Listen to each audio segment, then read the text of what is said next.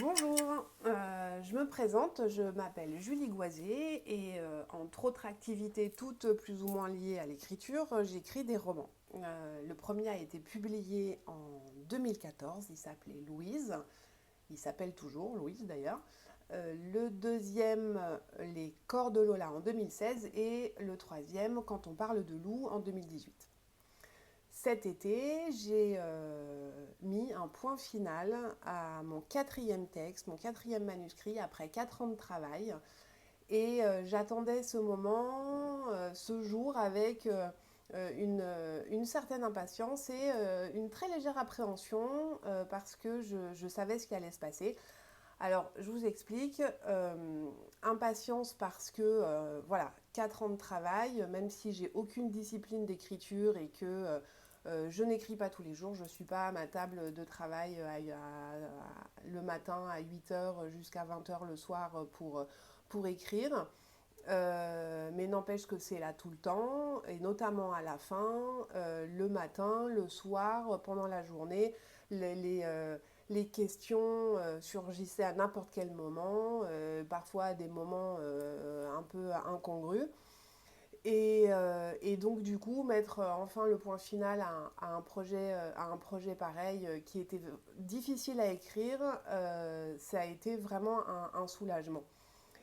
Et une appréhension parce que je sais aujourd'hui que quand on met le point final à un livre, à la seconde où on met le point final, arrivent des questions du type ok, c'est super d'avoir terminé, mais maintenant, est-ce que tu seras capable à nouveau d'entreprendre un projet pareil? Est-ce que tu vas avoir d'autres idées pour écrire? Est-ce que tu vas être encore animé par ce besoin, ce désir d'écrire qui est ancré très profond? Est-ce que tu seras encore capable de raconter des histoires? Est-ce que tu vas pas te retrouver devant une page blanche? Voilà, toutes ces questions qui ne sont pas évidentes à vivre. On verra.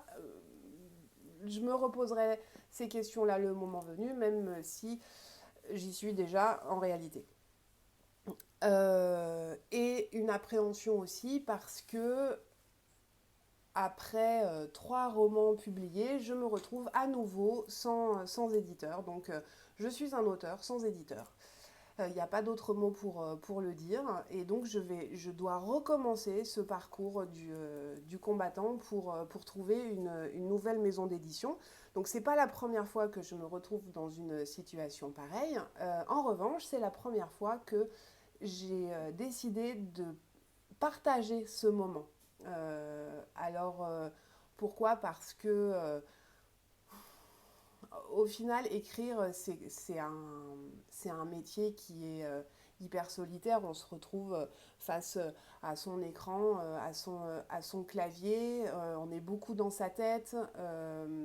Et je pense que vouloir avoir envie de partager ces moments avant même la publication d'un livre, ça doit être sympa.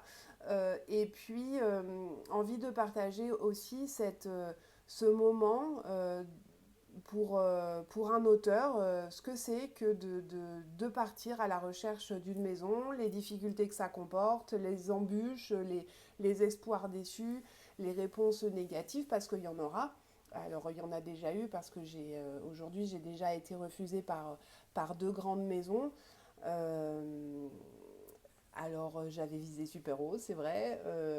Donc, j'ai pas été forcément très étonnée qu'ils refusent, même si, au fond, tout au fond de moi, je nourrissais quand même un petit espoir.